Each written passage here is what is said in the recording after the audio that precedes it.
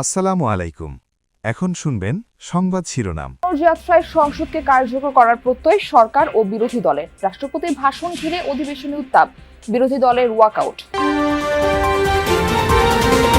Khaleda Zia, Khamenei সহ বিশিষ্ট জনদের মৃত্যুতে সংসদে শোক প্রস্তাব গৃহীত। অন্তর্বর্তী সরকারের জারি করা 133 অধ্যাদেশ উত্থাপন। সংকটের অজুহাতে ভোজ্য তেলের বাজারে অরাজকতা, দাম বাড়িয়ে দেয়া হয়েছে খোলা সয়াবিন ও পাম তেলের। অসাধুদের বিরুদ্ধে চলবে অভিযান। বাগেরহাটে বরযাত্রীবাহী মাইক্রোর সাথে বাসের মুখোমুখি সংঘর্ষে নিহত 14 জনের মরদেহ হস্তান্তর করা হয়েছে পরিবারকে। 4 জেলায় ঝরল আরও 8 প্রাণ। এতক্ষণ শুনছিলেন সংবাদ শিরোনাম, এখন শুনবেন। দেশে কাঙ্ক্ষিত গণতন্ত্রের যাত্রা শুরু হয়েছে। ত্রয়োদশ সংসদ অধিবেশনের সূচনা বক্তব্যেই এই কথা বললেন প্রধানমন্ত্রী ও সংসদীয় নেতা তারেক রহমান। জানান, সরকার এই সংসদকে জাতীয় সমস্যা সমাধানের কেন্দ্রবিন্দু হিসেবে গড়ে তুলতে চায়। দেশের মানুষ প্রত্যাশা নিয়ে তাকিয়ে আছে উল্লেখ করে তিনি বলেন, স্বনির্ভর বাংলাদেশ গড়তে চায় বিএনপি। দলমত নির্বিশেষে সবার সহযোগিতা প্রত্যাশা করেন প্রধানমন্ত্রী। অপেক্ষা, সংগ্রাম আর ত্যাগের ফসল এই সংসদ। অধিবেশন কক্ষে সংসদ নেতা ও প্রধানমন্ত্রী তারেক রহমান লুই আইকানের নান্দনিক এই স্থাপত্যে যেন গোটা দেশকে আগামীর পথে ডেকে নেয়ার প্রতীক্ষা। 12 ফেব্রুয়ারির নির্বাচনের মধ্য দিয়ে গঠিত ত্রয়োদশ জাতীয় সংসদের প্রথম অধিবেশন নবযাত্রার ইঙ্গিত। তারেক রহমানের কাঁধে নতুন ভার আর দায়িত্বের আনুষ্ঠানিকতা। নিজের বয়স সমান রাজনৈতিক অভিজ্ঞতা থাকলেও প্রথমবারের মতো সংসদ সদস্য এবং প্রধানমন্ত্রীও বটে তিনি, তাও এক কঠিন পরিবর্তিত পরিস্থিতিতে। সংসদ নেতা প্রধানমন্ত্রী তারেক রহমানের সূচনা বক্তব্যের মধ্য দিয়েই আনুষ্ঠানিক যাত্রা করল অধিবেশন। ত্রয়োদশ জাতীয় সংসদের এই যাত্রা লগ্নে দেশের স্বাধীনতা প্রিয় গণতান্ত্রিকামী বীর ছাত্র জনতাকে জানাই অভিনন্দন। বক্তব্যে তারেক রহমান স্মরণ করলেন 1971 থেকে শুরু করে 24-এর অভ্যুত্থান পর্যন্ত আন্দোলন সংগ্রামের শহীদদের। প্রহসনের রূপ দিয়ে জাতীয় সংসদকে হাস্যরসের খোরাকে পরিণত করা হয়েছিল। দেশে তাবিদারি শাসন শোষণ কায়েম করা হয়েছিল। দেশে আজ থেকে আবারও সেই কাঙ্ক্ষিত সংসদীয় গণতন্ত্রের যাত্রা শুরু হলো, আলহামদুলিল্লাহ। দেশের প্রতিটি নাগরিককে স্বনির্ভর করতে বিএনপি কাজ করবে বলেও জানান প্রধানমন্ত্রী। জাতীয় সংসদে দলের প্রতিনিধিত্ব করলেও প্রধানমন্ত্রী হিসাবে আমি এই জাতীয় সংসদে দেশের প্রতিনিধিত্ব করছি। আমাদের দল কিংবা মত কর্মসূচি ভিন্ন হতে পারে, কিন্তু তাবেদার মুক্ত, ফ্যাসিবাদ মুক্ত একটি স্বাধীন, সার্বভৌম, নিরাপদ, স্বনির্ভর বাংলাদেশ প্রতিষ্ঠায় আমাদের মধ্যে কোনো বিরোধ থাকতে পারে না। বিরোধ নেই।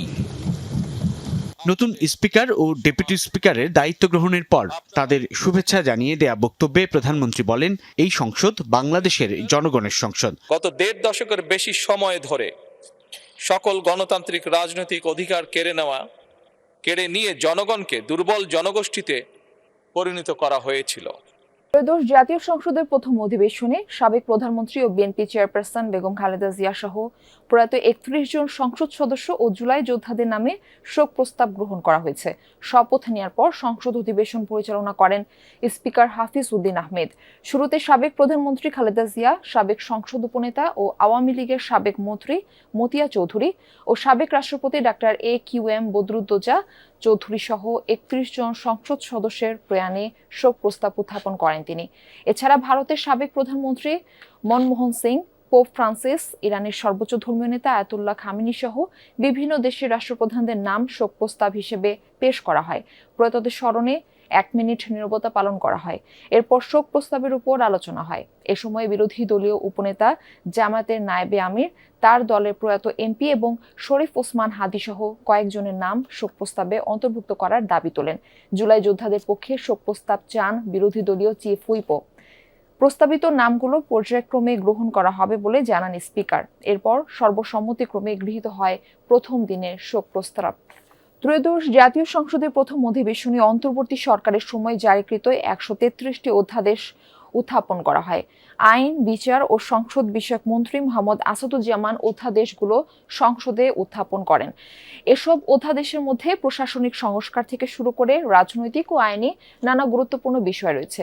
উল্লেখযোগ্য অধ্যাদেশগুলো আর্থিক খাত, স্থানীয় সরকার, জুলাই গণ অভ্যুত্থান, বিশেষ নিরাপত্তা বাহিনী ও বিচার বিভাগ, নির্বাচনী সংস্কার, উন্নয়ন প্রশাসন, জ্বালানি শিল্প বিষয়ক এসব অধ্যাদেশ সরাসরি পাস বা বাতিল না করে সংসদের একটি বিশেষ কমিটির কাছে পাঠানো হবে। সেখানে যাচাই বাছাই শেষে প্রয়োজন অনুযায়ী সংশোধন, অনুমোদন বা বাতিলের সুপারিশ করা হবে। বাজারে দেখা দিয়েছে বোতলজাত সয়াবিন তেলের সংকট। এই সুযোগে খোলা সয়াবিন তেলের কেজিও বিক্রি হচ্ছে 210 টাকা পর্যন্ত। সপ্তাহের ব্যবধানে যা বেড়েছে 10 টাকা, আর সরকার নির্ধারিত মূল্যের তুলনায় যা প্রায় 30 টাকা বেশি। বিক্রেতারা বলছেন ডিলারদের কাছ থেকে পর্যাপ্ত সরবরাহ পাচ্ছেন না। অন্যদিকে প্রয়োজনের তুলনায় ক্রেতাদের অতিরিক্ত খরিদ চাপ বাড়াচ্ছে যোগানে। তবে ভোক্তা অধিকার বলছে বাজারে পর্যাপ্ত ভোজ্য তেল রয়েছে, অসাধু মহলের বিরুদ্ধে বাড়ানো হয়েছে অভিযান। দুশ্চিন্তা বাড়াচ্ছে ভোজ্য তেল। একদিকে দেখা দিয়েছে বোতলজাত সয়াবিন তেলের সংকট, এই সুযোগে খোলা তেলও কেজি প্রতি বিকোচ্ছে 30 টাকা বেশিতে। চড়া পাম অয়েলের দরও, অথচ গেল ডিসেম্বরেই দাম বাড়িয়ে ভোজ্য তেলের দাম পুনর্নির্ধারণ করা হয়।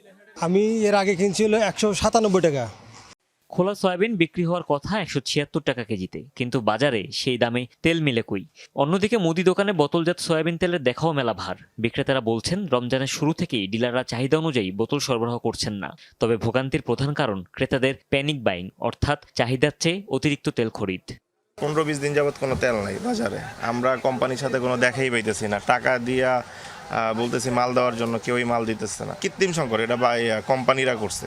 কোম্পানির সিন্ডিকেট, বাংলাদেশের আপনার যারা তেল বাজারে যারা আছে তারাই সিন্ডিকেট করে। ওই দুই একটা যদিও দেয়, ওরা দিলে ওই মশলা নিতে হবে, হ্যাঁ, এটার বিনিময়ে আরেকটা মাল নিতে হবে। আমরা তো এগুলো রেখে কাস্টমারের সাথে আমাদের সমস্যা। এদিকে ডিলারদের দাবি কোম্পানি পর্যায় থেকেই যোগান কমিয়ে দেওয়া হয়েছে। বাবুল 30 কার্টন, আজিমিজান 30 কার্টন, এবার এরকম যে আমরা দিছি, তো 1200 কার্টন মাল দিছি। এরপরেও যদি বলে তাহলে তার কিছু করার নেই। আর একটা কথা হচ্ছে যে বাইরে বলতে কীরকম, যেমন দেখেন আপনি আইসেন 1 কার্টন তেলের জন্য, আমি যদি আপনাকে না দিই আপনি তো বলবেন আমি তেল পাই না। সময় আর কি ভরা থাকে তেল, এখন মানে আজকে অনেকদিন আগে দিতেছে না আর কি। ওই দিন 5 দিন না 6 দিন আগে আসছিল। যদিও ভোক্তা অধিকারের মত ভিন্ন, মন্ত্রণালয় আর কোম্পানির সাথে বৈঠক শেষে তারা নিশ্চিত হয়েছেন বাজারে এই মুহূর্তে ভোজ্য তেলের কোনো সংকট নেই। কোম্পানি থেকে খোলা বাজারে সরবরাহের মাঝেই কৃত্রিম সংকট তৈরি করছে অসাধু মহল। সরবরাহ ও তাদের ক্ষেত্রে কোনো ঘাটতি নাই, যারা রিটেইলার তাদের ক্ষেত্রেও সমস্যা নাই। ইন বিটুইন আমার কাছে মনে হচ্ছে যে হয়তোবা যারা হোলসেলার বা মিডলম্যান, এখানে হয়তো কিছুটা সমস্যা থাকতে পারে। স্বাভাবিক সময়ে মাসিক ভোজ্য তেলের চাহিদা 1.5 লাখ টন, রোজার মাসে বেড়ে দাঁড়ায় 2 লাখ টনে। প্রথম দিনই ভোগান্তি ছাড়া ঘরে ফিরছেন যাত্রীরা। ভোর থেকে কমলাপুর রেল স্টেশন থেকে নির্ধারিত সময়ে ট্রেনগুলো ছাড়তে শুরু করে। ভোর 6টায় রাজশাহীর উদ্দেশ্যে ছেড়ে যায় আন্তনগর ধূমকেতু এক্সপ্রেস, সোয়া 6টায় কক্সবাজার অভিমুখী পর্যটন এক্সপ্রেস এবং ভোর 6:30টায় সিলেট অভিমুখী পারাবত এক্সপ্রেস ছেড়ে যায়। সূচি অনুযায়ী অন্যান্য ট্রেনগুলো ছেড়ে